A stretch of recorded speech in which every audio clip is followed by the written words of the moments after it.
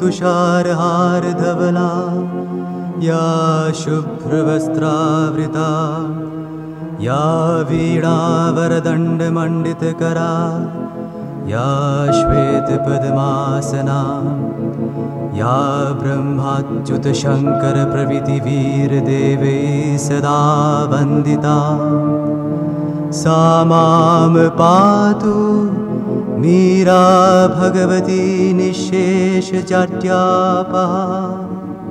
ॐ सर्वगणे सर्ववरदे सर्वदुष्टभयङ्करी सर्वदुःखहरे देवी महामीरा नमोऽस्तुते।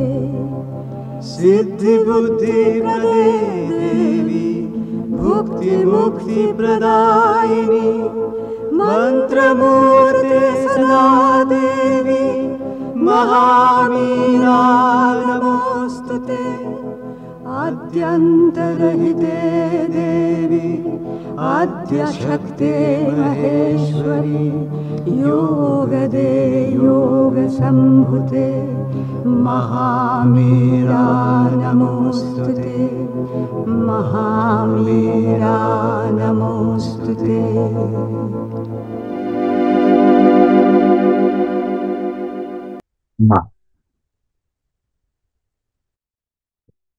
ଆମେ ପଢୁଛନ୍ତି ମାତୃରଚନାବଳୀ ଭାଗ 10 ଜ୍ଞାନ 30। ମଇଳା ଭିତରେ ଘାଣ୍ଟି ହେଉଥିବାର ଗୋଟିଏ ପିଲାକୁ ମୁଁ ଦେଖିଲି।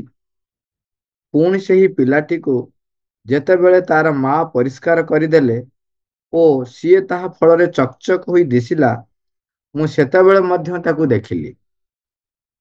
ମାତ୍ର ପ୍ରତ୍ୟେକ ଥର ତାର ପରିପୂର୍ଣ୍ଣ ଶୁଦ୍ଧତାକୁ ଦର୍ଶନ କରି ହିଁ ମୁଁ ଥରଥର ହୋଇ ଥରୁଥିଲି। ପ୍ରଭୁ ଲେଖୁଛନ୍ତି, ମଇଳା ଭିତରେ ଘାଣ୍ଟି ହେଉଥିବାର ଗୋଟିଏ ପିଲାକୁ ମୁଁ ଦେଖିଲି। ପୁଣି ସେହି ପିଲାଟିକୁ ଯେତେବେଳେ ତାର ମା ପରିଷ୍କାର କରିଦେଲେ ଓ ସିଏ ତାହା ଫଳରେ ଚକଚକ ହୋଇ ଦିଶିଲା, ମୁଁ ସେତେବେଳେ ମଧ୍ୟ ତାକୁ ଦେଖିଲି। ମାତ୍ର ପ୍ରତ୍ୟେକ ଥର ତାର ପରିପୂର୍ଣ୍ଣ ଶୁଦ୍ଧତାକୁ ଦର୍ଶନ କରି ହିଁ ମୁଁ ଥରଥର ହୋଇ ଥରୁଥିଲି। ହଠାତ୍ ଏଥିରେ ଆମେ କିଛି ହଠାତ୍ ବୁଝିପାରିବେ ନାହିଁ। ମା ଯାହା ବର୍ଣ୍ଣନା କରୁଛନ୍ତି ଆମେ ଦେଖିବା। ମାଙ୍କୁ ପ୍ରଶ୍ନ ଭିତରେ କରାହେଇଛି ଯେ ବୟସରେ ବଡ଼ ହୋଇଯିବା ପରେ ପିଲାଟି ଏଇ ଶୁଦ୍ଧତାକୁ ଅକ୍ଷୁଣ୍ଣ ରଖିପାରିବ କି? ସାଧାରଣତଃ ଏଇ ପ୍ରଶ୍ନଟି କାହିଁକି ଉଠିଛି, ଯେତେବେଳେ ଛୋଟ ଛୁଆଟିଏ ପିଲାଟିଏ ଜନ୍ମ ହେଇଥାଏ ସେତେବେଳେ ସେ ସରଳ ଏବଂ ନିଷ୍ପାପ ହେଇଥାଏ ବୋଲି ଆମେ ଦେଖିଥାଉ। ବର୍ଣ୍ଣନା ବି ଅନେକ ଜାଗାରେ ରହିଛି, ଆମେ ବି ଦେଖୁ। ଧୀରେ ଧୀରେ ସେ ବୟସ ତାର ବଢିଲା ବେଳକୁ ଯେପର୍ଯ୍ୟନ୍ତ ଛୋଟ ଛୁଆ ବି ଥାଏ ତାର ଛଳନା ବା ଏଇ ଯୋଉ ଆମେ କହିବା ଯାହା ସିଏ ତାହାକୁ ହିଁ ସେ ଦେଖାଏ। ଛଳନା ତା ପାଖରେ ପଶିପାରେ ନାହିଁ ବା ପଶି ନଥାଏ। କିନ୍ତୁ ଧୀରେ ଧୀରେ ଯେତେବେଳେ ସିଏ ବଡ଼ ହୁଏ, ମନ ତାର ଆକ୍ଟିଭ ହୁଏ, ସେତେବେଳେ ସିଏ ମିଛ କହିବା ଶିଖେ, ଛଳନା କରିବା ଶିଖେ ବା ଅଶୁଦ୍ଧତା ତା ଭିତରେ ପ୍ରବେଶ କରେ, ଆମେ ସାଧାରଣତଃ ଦେଖିଥାଉ। ତେଣୁ ପ୍ରଶ୍ନ ଉଠେ ସେଇ ସକାଶେ ଯେ ବଡ଼ ହେଲା ପରେ ପିଲାଟି ବି ଶୁଦ୍ଧତାକୁ ଅକ୍ଷୁଣ୍ଣ ରଖିପାରିବ ନାହିଁ। ଏବଂ ଅନେକାଂଶରେ ଆମେ ଦେଖିବା ପିଲାଟି ଯେତେବେଳେ ବଡ଼ ହୁଏ ସ୍ୱଭାବତଃ ସେ ଶୁଦ୍ଧ ଥାଏ, ତାହେଲେ ଅଶୁଦ୍ଧ ହୁଏ କେମିତି? ଯଦି ଆମେ ଦେଖିବା ଅଶୁଦ୍ଧ ହୁଏ, ଆମେ ପରିବେଶ ପରିସ୍ଥିତି, ଆମେ ତା ଚତୁଃପାର୍ଶ୍ୱରେ ଯିଏ ଅଛୁ ସମସ୍ତେ ଏଇମାନଙ୍କର କ୍ରିୟା ଫଳରେ ଧୀରେ ଧୀରେ ଅଶୁଦ୍ଧତା ପ୍ରବେଶ କରେ। ଆମ ଭିତରେ ଯେମିତି କଥାରେ କୁହନ୍ତି, ଆମେ ପିଲାଟିକୁ ହେଇ କାଉ ନେଇଗଲା ଯା କହି ନେଇ ଆସିଲେ, ସେଠି ଆମେ ତାକୁ ଗୋଟେ ଆଟମସ୍ଫିୟର ତା ଭିତରେ କ୍ରିଏଟ କରି କରି ଚାଲିଲେ এইଭଳି ଭାବରେ ସେ ଅନ୍ଧକାର ଭିତରେ ଅଶୁଦ୍ଧତା ଭିତରେ ପ୍ରବେଶ କରି କରି ଚାଲେ। ତାପରେ ମନ ଯେତେବେଳେ ଆକ୍ଟିଭ ହୁଏ ସେତେବେଳେ ସିଏ ଯେ ଅଶୁଦ୍ଧତାକୁ ଗ୍ରହଣ କରେ ତାର ବି ଦେଖାଯାଇଛି ଯଦି ଜଙ୍ଗଲରେ ଯୋଉ ପିଲାଟି ରହିଯାଇଛି ପଶୁମାନଙ୍କ ସହିତ ରହିଛି ସିଏ ସେଠି ଏଇ ପ୍ରକାର ଛଳନା ସେ ଶିଖି ନାହିଁ। ତାର ମନ ଆକ୍ଟିଭ ଅଛି, ମନକୁ ବ୍ୟବହାର କରି ସେ କାମ କରୁଛି, କିନ୍ତୁ ତା ଭିତରେ ଯୋଉ ଆମେ କହିବା ନା କଣ କଣ ଦୋହରାପନ ଯୋଉ କହନ୍ତି ସବୁ ସେଟା ତା ଭିତରେ ଦେଖାଯାଏ। ଯେ ତାମାନେ ଏଠି ଚତୁଃପାର୍ଶ୍ୱର ଅବସ୍ଥା ବି ତାକୁ କଣ କରେ ଅଶୁଦ୍ଧତାକୁ ତା ଭିତରେ ପ୍ରବେଶ କରିବା ପାଇଁ ଗୋଟେ ଖୋରାକ ଯୋଗାଏ। ତେଣୁ ମା ବର୍ଣ୍ଣନା କରୁଛନ୍ତି, ମାଙ୍କୁ ଯେତେ ପ୍ରଶ୍ନ ଯେ ମା କହୁଛନ୍ତି ସିଦ୍ଧାନ୍ତ ଦୃଷ୍ଟିରୁ କହିଲେ ଏହା ଅସମ୍ଭବ ନୁହେଁ, ମାନେ ଶୁଦ୍ଧତାକୁ ସେ ବଜାୟ ରଖିପାରିବ। ତା ଅର୍ଥ ହଉଛି ଶୁଦ୍ଧତାକୁ ସେ ବୟସ ବଢ ହେଲେ ମଧ୍ୟ ବଜାୟ ରଖିପାରିବ। ଏବଂ କେତେକ ବ୍ୟକ୍ତି ଯେଉଁମାନେ ଏହି ସବୁ ସହର ସଭ୍ୟତା ଏବଂ ସଂସ୍କୃତି ଠାରୁ ବହୁ ଦୂରରେ ଜନ୍ମଗ୍ରହଣ କରିଥାନ୍ତି ସେମାନେ ସେମାନଙ୍କର ଇହ ଶରୀର ଧାରଣର ସମ୍ପୂର୍ଣ୍ଣ ଅବଧି ଯାବତ ଏହି ସ୍ୱତଃସ୍ଫୁର୍ତ୍ତ ଶୁଦ୍ଧତାକୁ ହୁଏତ ଅକ୍ଷୁଣ୍ଣ କରି ରଖିପାରିବେ। ଆତ୍ମାର ଏହି ଶୁଦ୍ଧତା ମନର କ୍ରିୟାତ୍ମକତା ଦ୍ୱାରା ଆଦୌ କୌଣସି ପ୍ରକାର ଢାଙ୍କି ହୋଇ ପଡିନଥିବ। ଆମେ ଯୋଉ କଥା ହଉଥିଲେ ବର୍ତ୍ତମାନ ଜଙ୍ଗଲରେ ଯଦି ଗୋଟେ ପିଲାଟି ଜନ୍ମ ହେଲା କୌଣସି ମଣିଷ ମାନଙ୍କ ସଂସ୍ପର୍ଶରେ ଆସିନାହିଁ, ଯୋଉମାନେ ଅଶୁଦ୍ଧ ବା ଅଜ୍ଞାନତା ବା ଛଳନା ଅନ୍ଧକାର ଦ୍ୱାରା ପରିଚାଳିତ ହଉଛନ୍ତି ତାଙ୍କ ଦ୍ୱାରା ସେ ଯେ ପର୍ଯ୍ୟନ୍ତ ନ ଆସିଛି ସେ ପର୍ଯ୍ୟନ୍ତ ସେଥିପାଇଁ ମାକୁ ଲେଖୁଛନ୍ତି ସେମାନଙ୍କର ଇହ ଶରୀର ଧାରଣର ସମ୍ପୂର୍ଣ୍ଣ ଅବଧି ଯାବତ ଏହି ସ୍ୱତଃସ୍ଫୁର୍ତ୍ତ ଶୁଦ୍ଧତାକୁ ହୁଏତ ଅକ୍ଷୁଣ୍ଣ କରି ରଖିପାରିବେ। ସେଥିପାଇଁ ତା ପୂର୍ବରୁ କହିଲେ ଯୋଉମାନେ ସହର ସଭ୍ୟତା ଏବଂ ସଂସ୍କୃତି ଠାରୁ ବହୁ ଦୂରରେ ଜନ୍ମଗ୍ରହଣ କରିଥାନ୍ତି। କାହିଁକିନା ସଂସ୍କୃତି ଭିତରେ ବି ରହିଲେ ସଂସ୍କୃତି ଯୋଉ ପରମ୍ପରା ତା ଭିତରେ ବି ଆମେ ନୈତିକ ଦୃଷ୍ଟିକୋଣରୁ କେତେ ଗୁଡେ ଜିନିଷ ନିଜର ଚାପି ଦଉ ଏବଂ କୋଉଠି ପ୍ରକାଶ କରିବା କୋଉଠି ପ୍ରକାଶ କରିବାନି ଇଏ ବି ସେଟା ଆମେ ଶିଖି ଯାଉ।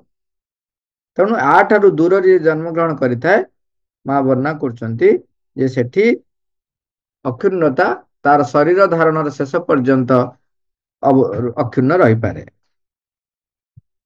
ଏଠାରେ ଯୋଉ ଶୁଦ୍ଧତା ବିଷୟରେ ଶ୍ରୀଅରବିନ୍ଦ କହୁଛନ୍ତି ତାହା ହେଉଛି ସ୍ୱଭାବ ପ୍ରେରିତ ଶୁଦ୍ଧତା। ସ୍ୱତଃସ୍ଫୂର୍ତ୍ତ ଭାବରେ ଆମ ଭିତରେ ସ୍ୱତଃସ୍ଫୂର୍ତ୍ତ ଭାବରେ ଆମ ଆବେଗରେ ଆମର ଇଙ୍ଗିତରେ ସବୁଥିରେ ଶୁଦ୍ଧତା ରହିଥିବ। ଦେଖୁଛନ୍ତି ସିଏ କେବେ ହେଲେ କୌଣସି ହିସାବ କରେ ନାହିଁ, କୌଣସି ପ୍ରଶ୍ନ କରେ ନାହିଁ ଏହା ଭଲ କି ମନ୍ଦ, ଆମେ କରୁଥିବା କାମଟି ଠିକ ବା ଭୁଲ, ଏହା ପୁଣ୍ୟ ନା ପାପ, ଏହାର ଫଳ ପ୍ରକୃତରେ ଅନୁକୂଳ ହେବ କି ନାହିଁ ତାହା ଆଦୌ ସେପରି କୌଣସି ପ୍ରଶ୍ନ କରେ ନାହିଁ। ଯିଏ ଶୁଦ୍ଧତା ଭିତରେ ଥାଏ ସେ କଣ କରେ ତା ଭିତରେ ଯେହେତୁ ସେ ଶୁଦ୍ଧରେ ଥାଏ ଅଶୁଦ୍ଧତା ତାକୁ ପ୍ରବେଶ କରିନଥାଏ ଯେ ପର୍ଯ୍ୟନ୍ତ ସେ ପର୍ଯ୍ୟନ୍ତ ତେଣୁ ସେ ପ୍ରଶ୍ନ ଉଠାଏ ନାହିଁ, ଭଲ କି ମନ୍ଦ ସେ ଜାଣେ ନାହିଁ, ପଚାରେ ନାହିଁ, କାମଟି ଠିକ କି ଭୁଲ ବୋଲି ପ୍ରଶ୍ନ କରେ ନାହିଁ, ପାପ ପୁଣ୍ୟ ବୋଲି ତା ଭିତରେ କିଛି ସଂଜ୍ଞା ନଥାଏ। ଯେତେବେଳେ ତାପରେ ଲେଖୁଛନ୍ତି କେତେବେଳେ ଘଟେ ନା ମନୋଗତ ଅହଂର ଆବିର୍ଭାବ ଘଟିଲେ। ଏଇଠି ଏବେ ବୁଝିବା ମନ ଆକ୍ଟିଭ ହେଲେ ଯୋଉ କେତେ ଗୁଡେ ଜାଗାରେ ଆମେ କୁହାଯାଏ ଯେ ମନ ଆକ୍ଟିଭ ହେଇଗଲେ ଅଶୁଦ୍ଧତା ଆସେ ବୋଲି ତାହା ନୁହେଁ। କାହିଁକି ଜଙ୍ଗଲରେ ଯେତେବେଳେ ରହୁଛି ସେତେବେଳେ ବି ତା ମନ ଆକ୍ଟିଭ ଥାଏ। ପଶୁମାନେ ଯୋଉ କାର୍ଯ୍ୟକୁ ତାଙ୍କର ପ୍ରବୃତ୍ତି ଦ୍ୱାରା କରନ୍ତି ସିଏ ମନ ଦ୍ୱାରା ତାକୁ ହୁଏତ ଆହୁରି ସୁନ୍ଦର ଭାବରେ କରେ, କିନ୍ତୁ ମନୋଗତ ଅହଂର ଯେତେବେଳେ ଆବିର୍ଭାବ ଘଟେ ସେତେବେଳେ ସିଏ କଣ କରେ ଲେଖୁଛନ୍ତି ମନୋଗତ ଅହଂର ଆବିର୍ଭାବ ଘଟିଲେ ଚେତନାର କ୍ଷେତ୍ରରେ ତାହା ଏକ ପ୍ରଧାନ ଭୂମିକା ଗ୍ରହଣ କରି ଆତ୍ମାର ସ୍ୱତଃସ୍ଫୂର୍ତ୍ତତାକୁ ଢାଙ୍କି ପକାଇବାକୁ ବସିଲେ ଯାଇ ଏହି ସବୁ ଯାବତୀୟ ଧାରଣାର କ୍ରିୟା ଆରମ୍ଭ ହୋଇଯାଏ। ମନ ଆକ୍ଟିଭ ହବା କେବଳ ଯଥେଷ୍ଟ ନୁହଁ, ଅହଂ ଭାବ ଯେତେବେଳେ ଆକ୍ଟିଭ ହେଇଯାଏ ସିଏ କଣ କରେ ଚେତନାର ଯୋଉ କ୍ଷେତ୍ରରେ ସିଏ ଆସିକି ପ୍ରାଧାନ୍ୟ ବିସ୍ତାର କରେ, ସିଏ କହେ ମୁଁ ହଉଛି ମୁରବୀ। ସେତେବେଳେ କଣ ହୁଏ ଆତ୍ମାର ଯୋଉ ସ୍ୱତଃସ୍ଫୂର୍ତ୍ତ ପରିପ୍ରକାଶକୁ ଢାଙ୍କି ପକାଏ ଏବଂ ଏହି ପ୍ରକାରର ଅଶୁଦ୍ଧତା ଆରମ୍ଭ ହୁଏ। ମାନେ ସୁନ୍ଦର ସୁନ୍ଦର ପଏଣ୍ଟ ମନେ ରଖିବା ଏଇଟା ସମସ୍ତଙ୍କ ପାଇଁ। ଆଧୁନିକ ସଭ୍ୟ ଜୀବନରେ ବାପା ମା ଏବଂ ଶିକ୍ଷକମାନେ ଆପଣାର ବ୍ୟବହାରିକ ଏବଂ ବୁଦ୍ଧି ନିଃସୃତ ସୁପରାମର୍ଶ ଦ୍ୱାରା କେଡ଼େ ଯତ୍ନଶୀଳ ଭାବରେ ଏହି ସ୍ୱତଃସ୍ଫୂର୍ତ୍ତତାକୁ ଘୋଡ଼ାଇ ପକାନ୍ତି। ଆମେ ଯାହାକୁ ସୁପରାମର୍ଶ ବୋଲି କହୁ, ଆମର ବୁଦ୍ଧି ନିଃସୃତ ବ୍ୟବହାରିକ ଦିଗରୁ ତାକୁ ଆମେ କ'ଣ କରୁ? ଆତ୍ମାର ପରିପ୍ରକାଶକୁ ଢାଙ୍କି ଦଉ। ଅଶୁଦ୍ଧତା ସେଇଠି ପ୍ରବେଶ କରେ। ଆମେ କହୁ ଅଚେତନା ବୋଲି ତାକୁ। ନୂଆ କଥା ଶିଖେଇବାକୁ ଯାଇକି କ'ଣ କରୁ? ତା ଭିତରେ ଅଶୁଦ୍ଧତାକୁ ପ୍ରବେଶ କରିବାକୁ ଦଉ।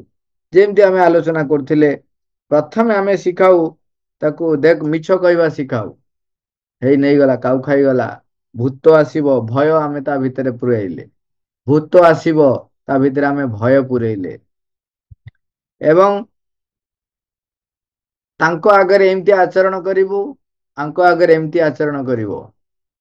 ଏହି ପ୍ରକାରର ଧୀରେ ଧୀରେ ଆମେ ସୁପରାମର୍ଶ ଦେଇ ଯେତେବେଳେ କରୁ, ସିଏ ଶିଖେ ସେଇଠି ଦୁଇ ପ୍ରକାରର ବ୍ୟବହାର। ସେତେବେଳେ ସେ ଜାଣେ ଯେ ନା, ମୁଁ ଯାହା ସେଇ ପ୍ରକାରର ଦେଖେଇଲେ ଚଳିବ ନାହିଁ। ଯେତେବେଳେ ପିଲାଟିଏ ଯଦି ବଡ଼ମାନଙ୍କ ସହିତ ତାର ସ୍ୱଭାବ ସରଳ ସ୍ୱଭାବରେ ଖେଳୁଛି, ସେତେବେଳେ ଆମେ କହୁ ବଡ଼ମାନଙ୍କ ସହିତ ଏମିତି କ'ଣ ବ୍ୟବହାର କରୁଛୁ। ଯେତେବେଳେ ମନ ଆକ୍ଟିଭ ହେଇଗଲାଣି, ସେ ଜାଣିକରି ଯଦି କିଛି ବ୍ୟବହାର ଗତ ଦୃଷ୍ଟିକୋଣରୁ ମାର୍ଜିତ କରିବା ପାଇଁ ବି ଆମେ ଯେତେବେଳେ ଚେଷ୍ଟା କରୁ, ସେତେବେଳେ ମଧ୍ୟ ଆମକୁ ସତତ ସଜାଗ ରଖି ଦେଖିବାକୁ ପଡ଼ିବ। ସେଥିପାଇଁ ଅବଶ୍ୟ ଯେଉଁମାନେ କାହାକୁ ପରାମର୍ଶ ଦେବାକୁ ଯାଉଛନ୍ତି ବା ଗାଇଡ୍ କରୁଛନ୍ତି, ସେମାନେ ନିଜେ ଯଦି ଆତ୍ମା ଦ୍ୱାରା ପରିଚାଳିତ ହେଇ ରହିବେ, ତେବେ ସେମାନେ ଯେତେବେଳେ ଯାହାକୁ ପରିଚାଳିତ କରିବାକୁ ଚେଷ୍ଟା କରିବେ ବା ପରିଚାଳିତ କରିବା ପାଇଁ କିଛି ବି ପରାମର୍ଶ ଦେବେ, ସେତେବେଳେ ତାହା ଆତ୍ମକୈନ୍ଦ୍ରିକ ବା ଆତ୍ମାକୈନ୍ଦ୍ରିକ ହେଇକରି ବାହାରିବ। ସ୍ୱତଃସ୍ଫୂର୍ତ୍ତ ଭାବରେ ସେ ପିଲାଟି ଭିତରେ ଶୁଦ୍ଧତାକୁ ବଜାୟ ରଖିବା ପାଇଁ ସେ ପରାମର୍ଶ ସାହାଯ୍ୟ କରିବ।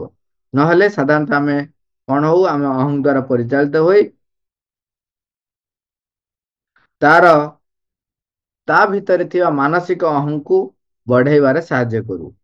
କହୁଛନ୍ତି ସେମାନେ କ'ଣ କରନ୍ତି? ତାଙ୍କର ସୁପରାମର୍ଶ ଫଳରେ ଆତ୍ମାର ସେଇ ସ୍ୱତଃସ୍ଫୂର୍ତ୍ତତାକୁ ଘୋଡ଼ାଇ ପକାନ୍ତି।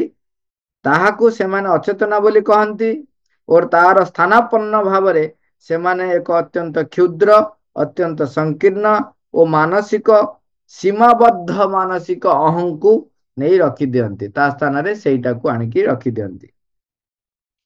ସେହି ଅହଂ ଆପଣା ଭିତରେ କିଳି ହୋଇ ରହିଥାଏ। କୁବ୍ୟବହାର, ଅପରାଧ ଓ ଦଣ୍ଡର କେତେକ ଧାରଣା ତା ଭିତରେ ଖୁନ୍ଦି ହୋଇ ରହିଥାଏ। ଅଥବା ବ୍ୟକ୍ତିଗତ ସ୍ୱାର୍ଥ, ହିସାବ କରିବାର ବୁଦ୍ଧି ଏବଂ ଲାଭର ବିଚାର ଗୁଡ଼ିକ ମଧ୍ୟ ଭାରି ଭର୍ତ୍ତି ହୋଇ ରହିଥାଏ। ଲାଭ କ୍ଷତି, ଏଇଟା ସେଇଟା, ଏଇ ସିଏ ତ ଭାଇ, ସିଏ ନା ସିଏ ପଡ଼ିଶା ଘର ଲୋକ। ଇଏ ମଧ୍ୟ ଅଶୁଦ୍ଧତାର ଆରମ୍ଭ ଏଠି ମଧ୍ୟ ହୋଇଥାଏ। ମାନେ ଯୋଉ ସଂକୀର୍ଣ୍ଣତାକୁ ଶିଖେଇବାକୁ ଆରମ୍ଭ ଆମେ କରୁ। ତେଣୁ ବ୍ୟକ୍ତିଗତ ସ୍ୱାର୍ଥ ତା ଭିତରେ ଖୁନ୍ଦି ଦିଅନ୍ତି, ହିସାବ କରିବାର ବୁଦ୍ଧି ଖୁନ୍ଦି ଦିଅନ୍ତି, ଲାଭ କ୍ଷତିର ହିସାବ ତା ଭିତରେ ପୁରାନ୍ତି। ଏବଂ ଆମେ ଯେତେବେଳେ ଦଣ୍ଡର ଧାରଣା ଲେଖୁଛନ୍ତି, ଆମେ ଯୋଉ ଯୋଉ କଥା ଗୁଡ଼ାକ ଆଲୋଚନା କରୁଥିଲେ, ଅତି ସ୍ପଷ୍ଟ ଭାବେ, ଅତି ସୁନ୍ଦର ଭାବରେ ଗୋଟି ଗୋଟି କରି, ଯେମିତି କହନ୍ତି ନା, ଆମର କଥା ଗୁଡ଼ିକ ଆମେ କେମିତି ନିଜେ କ'ଣ କରୁ ସେ ବିଷୟକୁ ବର୍ଣ୍ଣନା କରିବାକୁ କହୁଛନ୍ତି। ଅପରାଧ ଏବଂ ଦଣ୍ଡର ଧାରଣା ତା ଭିତରେ ଖୁନ୍ଦି ଦିଆଯାଏ, କିଳି ହେଇ ରହିଥାଏ। କୁବ୍ୟବହାର, ଲାଭ କ୍ଷତିର ବିଚାର ଗୁଡ଼ାକ ଭର୍ତ୍ତି କରିଦେଇ ସବୁ କିଛିର ଅନିବାର୍ଯ୍ୟ ପରିଣାମ ସ୍ୱରୂପ ତାର ପରିଣାମ କ'ଣ ହୁଏ? ଅବଦମନ। ଏଇ ସବୁ ଯୋଉ କାର୍ଯ୍ୟ ଗୁଡ଼ାକ ଆମେ କରି ଚାଲିଛୁ ଆଜି ପର୍ଯ୍ୟନ୍ତ, ତା ଭିତରେ ଅବଦମନ, ଭୟ ତଥା ଆତ୍ମ ଔଚିତ୍ୟ ପ୍ରତିପାଦନ ମାଧ୍ୟମରେ କେବଳ ପ୍ରାଣିକ ବାସନା ମାନ ହିଁ ବୃଦ୍ଧି ପାଇବାରେ ଲାଗିଥାଏ। ଭୟ ବୃଦ୍ଧି ପାଏ, ଆମେ ଏକ୍ସାମ୍ପଲ ଦେଇ କଥା ହେଇ ସାରିଲେଣି। ଅବଦମନ ମାନେ କୌଣସି ଗୋଟେ ଜିନିଷ ତାହା ଯେତେବେଳେ ପରିପ୍ରକାଶ ହେବାକୁ ଯାଉଛି, ତାକୁ ଚାପି ଦବା। ଆମେ ଯେତେବେଳେ ଏଇଠି ଏମିତି ବ୍ୟବହାର କରିବୁ ସେଠି ସେମିତି ବ୍ୟବହାର କରିବୁ, ତା ମାନେ ସିଏ ବର୍ତ୍ତମାନ ତା ଭିତରେ ସ୍ୱତଃସ୍ଫୂର୍ତ୍ତତା ଯୋଉ ଆସିଥିଲା ତାକୁ ସେ ଚାପି ଦେଲା। ଚେଷ୍ଟା କଲା ନାଇଁ ମୁଁ ଏମିତି ଏମିତି ହେବି, ମୁଁ ଏତିକି କଥା କହିବି, ଏତିକି ଧୀରେ କଥା କହିବି। ଦେଖନ୍ତୁ, ତାକୁ ଯଦି ଆମେ କାହାକୁ କହିବା ସେ ସାଙ୍ଗେ ସାଙ୍ଗେ କହିବ, ଆଉ ଲୋକମାନଙ୍କ ସେଥିରେ ଗୋଟେ ଆଚାର ବ୍ୟବହାର ଶିଖିବ ନାହିଁ। ଗୋଟେ ପିଲା ଆମେ ଯୋଉ କହୁଥିଲେ ପଚାରୁଥିଲା କାଲି ଯେ ସନାତନ ଧର୍ମରେ ଆମିଷ ନିରାମିଷ ତ ନିରାମିଷ ଖାଇବା ଆମିଷ ଖାଇବା ମନା କରାହେଇଛି, ଆଉ ଆମିଷ ଆମେ କେମିତି ଖାଇବା? ଏଠି କଣ ହଉଛି, ଏଠି ତାର ପ୍ରକୃତ ଉତ୍ସ ସମ୍ପର୍କରେ ସେ ସଚେତନ ନୁହଁ। ଖାଦ୍ୟ କଣ ପାଇଁ ଖାଉଛି, କାର୍ଯ୍ୟ ମୁଁ କଣ ପାଇଁ କରୁଛି। ତେଣୁ ଯିଏ ପରାମର୍ଶ ଦଉଛି, ଯିଏ ପରିଚାଳକ, ସିଏ ସେଇ ଚେତନାରେ ବସବାସ କରିବା ନିହାତି ଦରକାର। ସିଏ ଯେତେବେଳେ ସେଇ ଚେତନାରେ ବସବାସ କରିବ, ତାଙ୍କ ପାଖକୁ ଯିଏ ଆସିବେ ସିଏ ମଧ୍ୟ ସେଇଭଳି ଭାବରେ ନିଜର ଜୀବନଚର୍ଯ୍ୟା, ନିଜର ସ୍ୱତଃସ୍ଫୂର୍ତ୍ତତାକୁ ସେ ବଜାୟ ରଖିବେ। ମହର୍ଷି ବଶିଷ୍ଠଙ୍କ ସଂସ୍ପର୍ଶରେ ଯିଏ ଆସିବ, ସିଏ ଯୋଉ ଚେତନାରେ ରହିବ, ଯୋଉ ସ୍ଥିତିରେ ରହିବ, କୋଉ ସ୍ଥିତିରେ ରହିବ ନା ମହର୍ଷି ବଶିଷ୍ଠ ଯୋଉ ଚେତନାର ସ୍ଥିତିରେ ରହିଛନ୍ତି ସେ ସେଇଠୁ ଥାଇକି ତାକୁ ପ୍ରେରଣା ଦେବେ। ଇଏ ସେଇ ଚେତନାର ସ୍ଥିତିକୁ ଉଠି ଯିବା ପାଇଁ ତା ଭିତରେ ପ୍ରୟାସ ସବୁବେଳେ ରହିବ। ଏବଂ ତାଙ୍କ ଚତୁଃପାର୍ଶ୍ୱରେ ସେଇ ପ୍ରକାର ପରିବେଶଟିଏ ଥିବ। ତେଣୁ ତା ଭିତରେ ଯିଏ ପ୍ରବେଶ କରିବ ସିଏ ମଧ୍ୟ ସେଇ ପରିବେଶରେ ପ୍ରବେଶ କରିବ। ତେଣୁ ଆମକୁ ଏଇଟା ହୋଇ ଉଠିବାକୁ ପଡିବ। ନହେଲେ କଣ ହୁଏ, ଆମରି ବ୍ୟବହାର ଫଳରେ ଆମେ ଯୋଉ ସୁପରାମର୍ଶ ତଥାକଥିତ ସୁପରାମର୍ଶ ଦଉ, ତାର ଅନିବାର୍ଯ୍ୟ ପରିଣାମ ମାନେ ଏହା ହିଁ ସେଇଥିପାଇଁ ଘଟୁଛି। ଅନିବାର୍ଯ୍ୟ ପରିଣାମ ସ୍ୱରୂପ ତା ଭିତରେ ଅବଦମନ, ଭୟ, ଆତ୍ମ ଔଚିତ୍ୟ ବୁଝିହଉଛି। ଏ ଯୋଉ କଥାରେ କହନ୍ତିନି ମୁଁ ନହେଲେ କିଛି ହବ ନାହିଁ, ମୁଁ ହିଁ ସବୁର କାରଣ। ଏବେ ଯୋଉ ଅନେକ ଜାଗାରେ ସମସ୍ତେ ଏତେ ସୁନ୍ଦର ସୁନ୍ଦର ରାଜନୀତିରେ ଯେତେବେଳେ ଦେଖୁଥିବେ କେତେ ସୁନ୍ଦର ସୁନ୍ଦର ମିଛ କହିଦଉଛନ୍ତି, କିଛି ନାହିଁ ମାନେ ପବ୍ଲିକଲି ଏତେ ସୁନ୍ଦର ମିଛ କହୁଛି, ସେ ଜାଣିଛନ୍ତି। ତାପରେ ଯେତେବେଳେ କଥାଟା ଉଠିବ ଏବଂ ସିଏ ପ୍ରମାଣିତ ହେବେ ଯେ ମିଛ କହିଛନ୍ତି, କିନ୍ତୁ ସୁନ୍ଦର ମିଛ କହୁଛନ୍ତି। ଆମେ ଯୋଉଠି ବି ସାଧନାଳୟରେ ଦେଖନ୍ତୁ, ସଂସାରରେ ଦେଖନ୍ତୁ, ସେ ପ୍ରକାର ବ୍ୟକ୍ତି ଅଛନ୍ତି। କେତେ ଗୁଡେ ସେମାନେ କଣ କରନ୍ତି, ତାଙ୍କର ଆତ୍ମ ଔଚିତ୍ୟ ମାନେ ନିଜର ସ୍ଥିତିକୁ ଜାହିର କରିବା ପାଇଁ କରନ୍ତି। ଏବଂ ଆମେ ଦେଖିଛୁ ଅନେକ ଜାଗାରେ ବ୍ୟକ୍ତି, ହଁ ସିଏ ଗୋଟେ ଏତେ ବଡ ବ୍ୟକ୍ତି, ତମେ କଣ ତାକୁ, ସିଏ ଆସେ ତମେ ସେଠି କଣ ଠିଆ ହେଇଛ, ଏମିତି ଠିଆ ହଉନ, ସେମିତି ଠିଆ ହଉନ। ଠିକ ଅଛି, ଆମେ କହୁଛୁ ଏଇଟା ହଉଛି କଣ, ଆମେ ଲୋକାଚାର, ଶିଷ୍ଟାଚାର, ନାଇଁ ଏଇଟାର ଆମେ କହୁଛୁ ଠିକ ଅଛି। ନୈତିକତା ଶିଷ୍ଟାଚାର ତମେ ତାକୁ କଣ ଶିଖେଇବ? ନୈତିକତା ଶିଷ୍ଟାଚାର ଏଇଠି ସେଟ୍ କରନ୍ତି ଲୋକ। ଅନ୍ୟ ଜଣଙ୍କୁ ବେଳେ ବେଳେ ଉଚ୍ଚ ସ୍ଥାନ ରଖିବା ପାଇଁ ଚେଷ୍ଟା କରି କଣ ସେଟ୍ କରନ୍ତି। ସେଠି ତୁମେ କଣ କରିବ? ତମେ ସେଟ୍ କରିବା ଦରକାର ନାହିଁ, ଏହା କର ବୋଲି କହିବା ଦରକାର ନାହିଁ। ସେ ବ୍ୟକ୍ତିର ଯଦି ସେତିକି ସାମର୍ଥ୍ୟ ଥିବ, ସିଏ ଯେତେବେଳେ ଆସିବେ ସେତେବେଳେ ତାଙ୍କ ପରିବେଶ ପରିସ୍ଥିତି ତିଆରି ହେଇଯିବ। ତମେ ଯଦି ବି ଚାହୁଁଛ, ଆମେ ଯଦି ଚାହୁଁଛୁ, ଆମେ ଚାହୁଁଛୁ ଯେ କଣ, ଯେ ସିଏ ଉଚ୍ଚତର ଜିନିଷକୁ ମର୍ଯ୍ୟାଦା ଦଉ, ତେବେ ତାକୁ ଏଇ ପ୍ରକାରର ଯୋଉ ମିଛ ଆକ୍ଟିଂ କରିବା ଦରକାର ନାହିଁ, ମିଛ ପ୍ରଚାର କରିବା ଦରକାର ନାହିଁ ବା କହିବା ଦରକାର ନାହିଁ। ଆମକୁ ସେଇ ଯୋଉ ତାଙ୍କର ଯୋଉ କଣ ଉଚ୍ଚତର ସ୍ଥିତିର ଯୋଉ ପ୍ରଭାବ, ତାହା କିପରି ଇଏ ପାଇବ, ସେଇଟା ପାଇଁ ଆମେ ନିଜେ ଚେଷ୍ଟା କରିବୁ। ସେଠି ତୁମେ କହି ଜବରଦସ୍ତ କରି କରିବା ଦରକାର ନାହିଁ। ଆମେ ଦେଖିଛନ୍ତି ମାମୁଁ ଆମ ପାଖରେ ଥିଲେ, ସିଏ କେତେ ଉଚ୍ଚତର ଚେତନାରେ ଥାନ୍ତି, କିନ୍ତୁ ଛୋଟ ପିଲାଙ୍କ ସହିତ ମିଶିଲା ବେଳେ କେତେ ଖୁସିରେ ମିଶୁଥାନ୍ତି। ସେଇଠି ଶହ ଶହ ପିଲା ଯାଉଥିବେ, ତାଙ୍କୁ ନମସ୍କାର କରିଲେ କି ନ କରିଲେ ସେଥିରେ ତାଙ୍କର କିଛି ନେଣ ନଥାଏ, ଦେଣ ନଥାଏ। ଏବଂ ବୟସ୍କ ଲୋକଙ୍କ ସହିତ ବି ସାବଲୀଳ ଭାବରେ ମିଶନ୍ତି, ପିଲାଙ୍କ ସହିତ ବି ସାବଲୀଳ ଭାବରେ ମିଶନ୍ତି। ତାଙ୍କ ପାଖରେ ମାନ ସମ୍ମାନ ମର୍ଯ୍ୟାଦା ଅମର୍ଯ୍ୟାଦା ତାଙ୍କର କିଛି ଫରକ ପଡେ ନାହିଁ। କାହିଁକି ଫରକ ପଡେନି? କାହିଁକି ନା ଚେତନାର ଉର୍ଦ୍ଧ୍ୱ ସ୍ତରକୁ ଯେତେବେଳେ ଆମେ ଉଠି ଯାଉ ସେତେବେଳେ ଆମକୁ ସବୁ କିଛି ସମାନ ଦେଖାଯାଏ। ସେତେବେଳେ ସମସ୍ତଙ୍କ ଭିତରେ ମୁଁ ନିଜେ ଯେତେବେଳେ ନିଜକୁ ଅନୁଭବ କରୁଛି, ତେଣୁ ମତେ କିଏ ମାନ ଦେଲା କିଏ ସମ୍ମାନ ଦେଲା ତାହା ମତେ ପ୍ରଭାବ ପକାଏ ନାହିଁ। କିନ୍ତୁ ଯୋଉମାନେ ସେ ଚେତନାର ସ୍ଥିତିକୁ ନ ଯାଇଥାନ୍ତି ସେମାନଙ୍କୁ ଭିତରେ ଖଟକା ଲାଗେ, ସେମାନେ ସେ ପ୍ରଭାବ ଦ୍ୱାରା ପ୍ରଭାବିତ ହୁଅନ୍ତି। ସେମାନେ ତେଣୁ କଣ କରନ୍ତି, ତାଙ୍କ ଭିତରେ ସେ ଅଶୁଦ୍ଧତା ଥାଏ ବୋଲି ସିଏ କଣ କରନ୍ତି, ଅନ୍ୟମାନଙ୍କୁ ସେଇ ଅଶୁଦ୍ଧତାକୁ ସଞ୍ଚରଣ କରନ୍ତି। ମାନେ ଅନ୍ୟମାନଙ୍କୁ ଭିତରକୁ ଅଶୁଦ୍ଧତାକୁ ସଞ୍ଚରଣ କରନ୍ତି, ମାନେ ବ୍ୟାପନ୍ତି। ଗୋଟେ ରୋଗ ମାନେ ଯେମିତି କହନ୍ତିନି ରୋଗ ସଞ୍ଚାରକ ଭଳି ସେ ଅନ୍ୟମାନଙ୍କ ଭିତରକୁ ଏ ଅଶୁଦ୍ଧତାକୁ ସଞ୍ଚାରଣ କରିଦିଅନ୍ତି। ଆମକୁ ଶିଷ୍ଟାଚାର ଶିଖାଇବା ବେଳେ ବା ଶିଷ୍ଟାଚାର ଶିଖାଇବାର ଯୋଉ ପ୍ରୟାସ କରନ୍ତି ତା ଫଳରେ ଆମ ଭିତରେ ଅଶୁଦ୍ଧତାକୁ ପୂରେଇ ଦିଅନ୍ତି। ଲେଖୁଛନ୍ତି ତଥାପି ଏହି କଥାଟିକୁ ସମ୍ପୂର୍ଣ୍ଣ କରିବାକୁ ଯାଇ ଏକଥା ମଧ୍ୟ କୁହାଯିବ ଯେ ମନୁଷ୍ୟ ଗୋଟିଏ ମନୋମୟ ସତ୍ତା ହୋଇଥିବାରୁ ତାକୁ ଅବଶ୍ୟମ୍ଭାବୀ ଭାବରେ ଆପଣା ବିବର୍ତ୍ତନର ଗତିପଥରେ ଏହି ଅଚେତନ ଏବଂ ସ୍ୱତଃସ୍ଫୂର୍ତ୍ତ ଶୁଦ୍ଧତାକୁ ପଛରେ ପକାଇ ଦେଇ ଆଗକୁ ଯିବାକୁ ହୋଇଥାଏ। ଯେହେତୁ ମନୋମୟ ସତ୍ତା, ମା କହୁଛନ୍ତି ଯଦି ଆମେ ଲାଷ୍ଟ ଅଫ୍ ଅଲ୍ କହିବା, ଯେହେତୁ ମଣିଷ ମନୋମୟ ସତ୍ତା ହେଇଛି ତେଣୁ କଣ ହୁଏ, ଆତ୍ମାର ଯୋଉ ସ୍ୱତଃସ୍ଫୂର୍ତ୍ତ ଶୁଦ୍ଧତା ଥାଏ ତାହା ସ୍ୱାଭାବିକ ଭାବରେ ମନ ତାକୁ ଆଗେଇକି ବା ତାକୁ ପଛରେ ପକେଇକି ଆଗେଇ ଯାଏ। କିନ୍ତୁ ଯେ ପର୍ଯ୍ୟନ୍ତ ମନ ପୂର୍ଣ୍ଣ ବିକଶିତ ହୋଇନାହିଁ, ମାନସିକ ବିକୃତି ଯଦି ରହିଛି ତା ଉପରେ ତାକୁ ଅତିକ୍ରମ କରିବାକୁ ପଡିବ, ତା ଉପରେ ବିଜୟ ହାସଲ କରିବାକୁ ପଡିବ। ତେଣୁ ମାନସିକ ବିକୃତି ମା କହୁଛନ୍ତି ସେଇ ଶୁଦ୍ଧତା ସହିତ ପଶୁସ୍ତରୀୟ ଶୁଦ୍ଧତାର ଅନେକ ସାଦୃଶ୍ୟ ରହିଛି। ଯେ ପର୍ଯ୍ୟନ୍ତ ମନ ପୂର୍ଣ୍ଣ ବିକଶିତ ହେଇ ଆତ୍ମା ଦ୍ୱାରା ପରିଚାଳିତ ହେଇନାହିଁ ସେତେବେଳେ ମନର ଯୋଉ ମନ, ଆମେ ମନୋମୟ ସତ୍ତା, ପଶୁର ମନ ଆସିନାହିଁ ତା ଭିତରେ ଶୁଦ୍ଧତା ରହିଛି। ତେଣୁ ଆମେ ଯୋଉ କଥା ହେଲେ ଯେତେବେଳେ ମଣିଷର ସମାଜ ସଂସାର ଠାରୁ ଯିଏ ଦୂରରେ ଜନ୍ମଗ୍ରହଣ କରୁଛି ତା ଭିତରେ ସ୍ୱତଃସ୍ଫୂର୍ତ୍ତ ଶୁଦ୍ଧତା ଥାଏ। ଏଇ ସ୍ୱତଃସ୍ଫୂର୍ତ୍ତ ଶୁଦ୍ଧତାକୁ ଅତିକ୍ରମ କରି ଯିବାକୁ ପଡିବ ଆଗକୁ। ସେଇ କଥା ମା କହୁଛି, ଏଠି କହୁନାହାନ୍ତି ଯେ ଆତ୍ମାର ସ୍ୱତଃସ୍ଫୂର୍ତ୍ତ ଶୁଦ୍ଧତାକୁ ପଛରେ ପକେଇ ଦେବାକୁ ଯିବାକୁ ପଡିବ।